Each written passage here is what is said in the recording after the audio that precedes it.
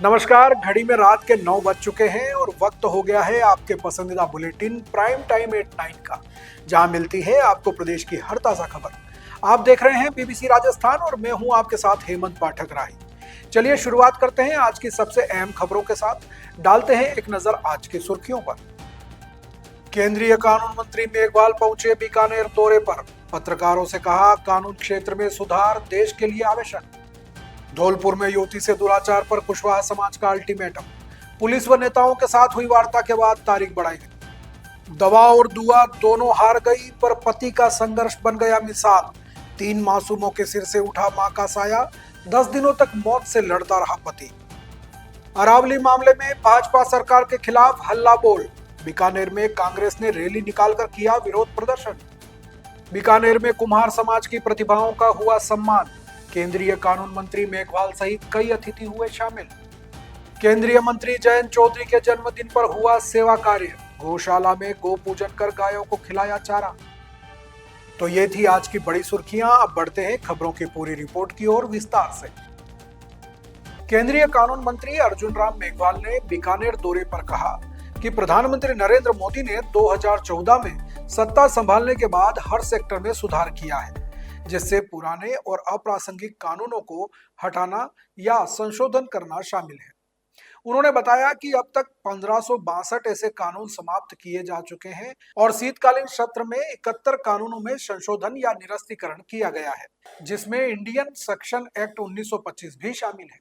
मेघवाल ने कहा कि यह कानून विभेदकारी था, क्योंकि इसमें हिंदू, सिख, बौद्ध, जैन और पारसी समुदाय के लिए जमीन खरीदने या व्हील करने पर प्रोवाइड करना जरूरी था, जबकि मुसलमानों के लिए यह आवश्यक नहीं था। उन्होंने कहा कि संविधान लागू होने के बाद जाति, धर्म और लिंग के आधार पर भेदभाव नहीं किया जा सकता, इसलिए इस कानून को रद्द किया गया है। मेघवाल ने मनरेगा में संशोधन की डिमांड पर कहा कि अब मजदूरों को 125 दिन का रोजगार मिलेगा, जिससे कृषि के समय मजदूरों की समस्या दूर होगी और कृषि इंफ्रास्ट्रक्चर बढ़ेगा। उन्होंने विपक्ष पर भ्रम फैलाने का आरोप लगाया और कहा कि राहुल गांधी विदेश जाकर भारत के खिलाफ बयानबाजी करते हैं, जो अनुचित है। मेघवाल ने एडवोकेट प्रोटेक्शन एक्ट पर कहा कि यह लॉ कमीशन ऑफ इंडिया के पास विचाराधीन है और रिपोर्ट आने के बाद आगे की कार्रवाई की जाएगी। कहते हैं, जहां दवा जवाब दे जाती है वहां दुआ असर दिखाती है। लेकिन राजसमंद जिले में भीम उपखंड के तारागढ़ शेरों का वाला निवासी दिलीप सिंह की जिंदगी में किस्मत ने इससे अलग ही कहानी लिख दी। अपनी जीवन संगिनी को बचाने के लिए 10 दिनों तक मौत से आंखें मिलाने वाले दिलीप सिंह की तमाम कोशिशें नाकाम रही और 3 मासूम बच्चों के सिर से मां का साया हमेशा के लिए उठ गया। 30 वर्षीय दिलीप सिंह की पत्नी मीरा देवी 29 वर्ष 6 माह की गर्भवती थी। 15 दिसंबर को अचानक पेट में तेज दर्द उठा, जिससे परिवार की खुशियां मातम में बदल गई। दिलीप तत्काल पत्नी को लेकर अहमदाबाद रवाना हुए।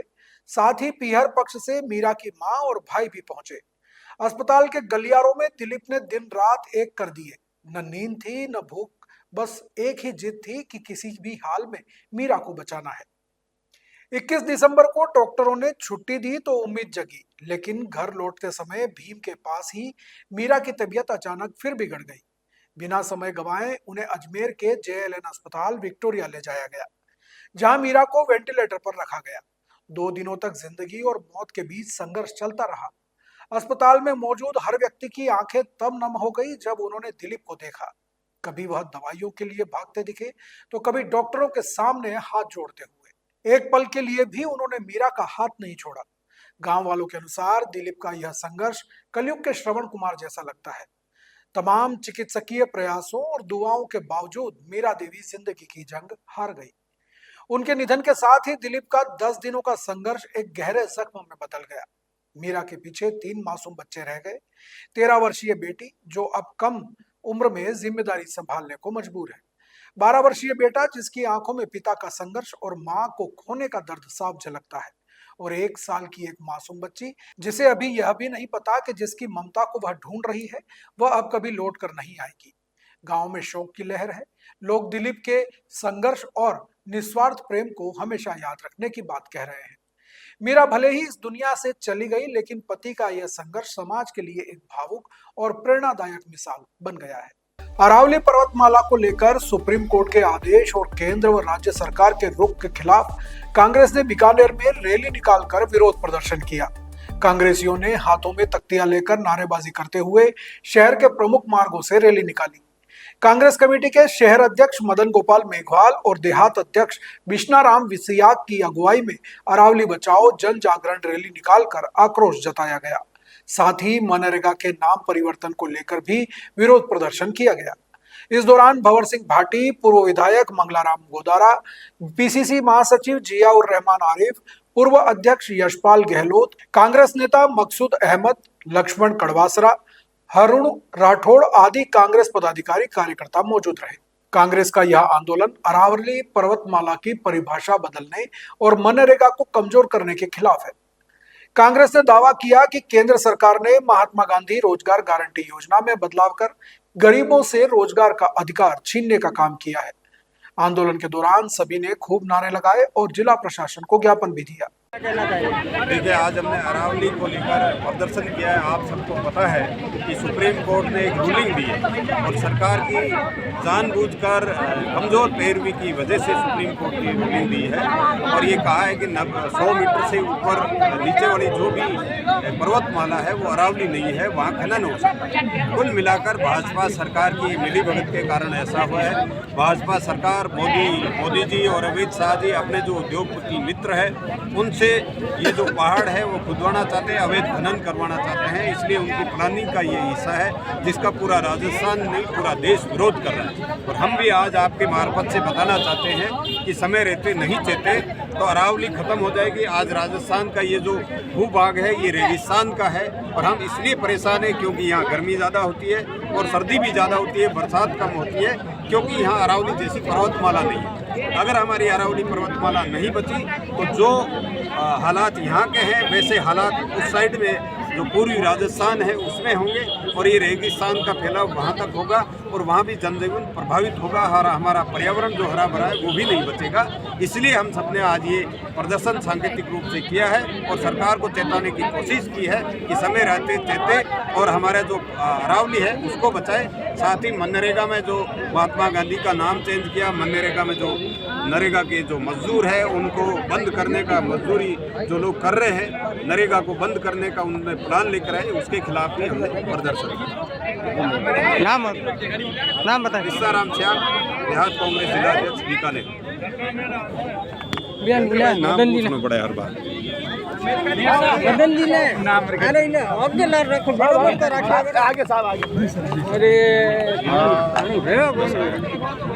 पार्टी भाई अरावली को बचाने को हटाया गया है।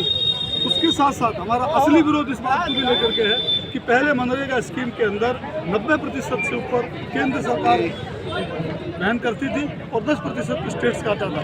अब इन्होंने इसको बदल करके 60-40 का रेशियो कर दिया गया है। तो 40% ना तो राज्यों के पास होगा ना ये योजना चलेगी, यानी न नौमन तेल होगा न राधा नाचेगी। इसके माध्यम से इनका असली उद्देश्य कांग्रेस के द्वारा बनाई गई योजनाओं को और महात्मा गांधी के नाम को खत्म करना चाहते हैं।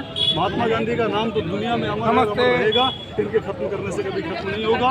हम चेताना चाहते हैं कि अरावली वाले आदेश को वापस ले और मनरेगा का जो स्कीम को बदला है न केवल नाम, पूरी स्कीम जैसी पहले थी वो लागू की जाए। हाँ, 100 दिन की बजाय 125 दिन करें, इसका स्वागत है। शॉर्ट में मैं शॉर्ट में बोल रहा हूँ, 2 मिनट जी बताएं। देखिए, मैं आपके माध्यम से, मीडिया के माध्यम से ये कहना चाहूँगा, मुझे लगता है कि देश के प्रधानमंत्री जी नरेंद्र मोदी जी बूढ़े हो गए हैं, सकिया गए हैं, उनकी बुद्धि काम करना बंद कर दी गई है। मुझे तो कहना कि कोई संकोच नहीं है जो अरावली के लिए इतना बड़ा अपने दोस्तों को, अडानी अंबानी को माइनिंग कराने के चक्कर में जो कोर्ट का फैसला दबाव के कारण आया है, हम उसकी निंदा करते हैं। और मोदी जी को ये कहना चाहेंगे कि अरावली देश का एक हिस्सा है। हर इंसान का, महिला का, युवाओं का, जानवर सब उस अरावली से जुड़े हुए हैं। अगर प्रकृति के साथ छेड़खानी की गई तो देश इसको माफ़ नहीं करेगा। और मोदी जी, हम आज तो एक आंदोलन कर रहे हैं, आने वाले समय के अंदर ये आंदोलन घर तक जाएगा और इस देश का हर नागरिक, महिलाएं, युवा, बच्चे इस देश के अरावली के लिए हिस्सा लेगी आंदोलन के लिए और आपके तख्ता पलट कर देगी। और इसके साथ में मनरेगा के लिए भी मैं कहना चाहूँगा कि जो मनरेगा का कानून में उन्होंने छेड़खानी की है, आज वो छेड़खानी किसानों के लिए, गांव में बैठा जो गरीब है उसके लिए बहुत बड़ा धोखा और चक्कू मारने का काम किया है। और मैं ये कहना चाहूँगा तुरंत प्रभाव से इस नाम के साथ में वापस महात्मा गांधी जी का नाम लिया जाना चाहिए।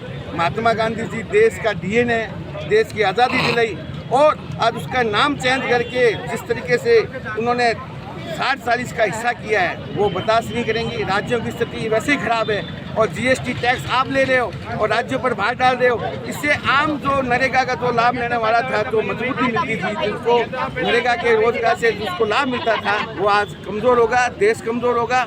इसलिए हम आज आपके माध्यम से कहना चाहूँगा कि इनको आंदोलन को आप तुरंत जो भी किया वापस लें, अन्यथा आने वाले समय में हम इसका आंदोलन तेज करेंगे। Thank you. बीकानेर में कुम्हार समाज प्रतिभा सम्मान समारोह 2025 का आयोजन किया गया। इस समारोह में समाज के मेधावी छात्र छात्राओं और विभिन्न क्षेत्रों में उपलब्धि हासिल करने वाली प्रतिभाओं को सम्मानित किया गया। केंद्रीय कानून मंत्री अर्जुन राम मेघवाल ने कहा कि कुम्हार समाज की प्रतिभाएं समाज और देश के लिए प्रेरणा का स्रोत हैं। विधायक विश्वनाथ मेघवाल ने कहा कि शिक्षा और कौशल विकास के माध्यम से समाज को आगे बढ़ाने में कुम्हार समाज की महत्वपूर्ण भूमिका है। विधायक जेठानंद व्यास ने प्रतिभाओं को सम्मानित करने के लिए समाज के प्रयासों की सराहना की। विश्वकर्मा कौशल बोर्ड राजस्थान के अध्यक्ष राम गोपाल सुथार ने कहा कि कुम्हार समाज की प्रतिभाएं देश के विकास में महत्वपूर्ण योगदान दे रही हैं। श्याम पंचारिया देहात अध्यक्ष और सुमन छाजेड़ जिला अध्यक्ष ने भी समारोह में भाग लिया और प्रतिभाओं को बधाई दी। समारोह में समाज के होनहार युवाओं को सम्मानित कर उनकी उपलब्धियों की सराहना की गई। इस अवसर पर समाज के वरिष्ठ जन, पदाधिकारी और बड़ी संख्या में समाजजन मौजूद रहे। भरतपुर में केंद्रीय मंत्री जयंत चौधरी का जन्मदिन बड़ी धूमधाम से मनाया गया। RLD युवा नेता सुरजीत चौधरी अपनी टीम के साथ हनुमान मंदिर पहुंचे, जहां उन्होंने दर्शन करने के बाद हनुमान गौशाला में गायों को हरा चारा और गुड़ खिलाया। इस अवसर पर लोगों में केंद्रीय मंत्री के जन्मदिन को लेकर उत्साह देखा गया। इससे पहले अयोध्या में भी जयंत चौधरी का 47वां जन्मदिन मनाया गया, जहां रालोद नेताओं और कार्यकर्ताओं ने सामूहिक रूप से केक काटकर उनके दीर्घायु और स्वस्थ जीवन की कामना की। कार्यक्रम में जिला उपाध्यक्ष अवधेश रावत, युवा जिलाध्यक्ष अनिल वर्मा, किसान प्रकोष्ठ जिलाध्यक्ष देवी शरण वर्मा आदि मौजूद रहे। सोनभद्र में भी जयंत चौधरी का जन्मदिन हर्षोल्लास के साथ मनाया गया, जहां पार्टी पदाधिकारियों और कार्यकर्ताओं ने केक काटकर खुशी जाहिर की और उनके दीर्घ और यशस्वी राजनीतिक जीवन की कामना की। धौलपुर में 15 दिसंबर को एक बेटी के साथ हुए दुराचार के मामले में कुशवाहा समाज ने आरोपी की गिरफ्तारी के लिए 3 दिन का अल्टीमेटम दिया था, जिसे बाद में 4 दिन के लिए बढ़ा दिया गया था। अब अल्टीमेटम की तारीख 27 दिसंबर कर दी गई है।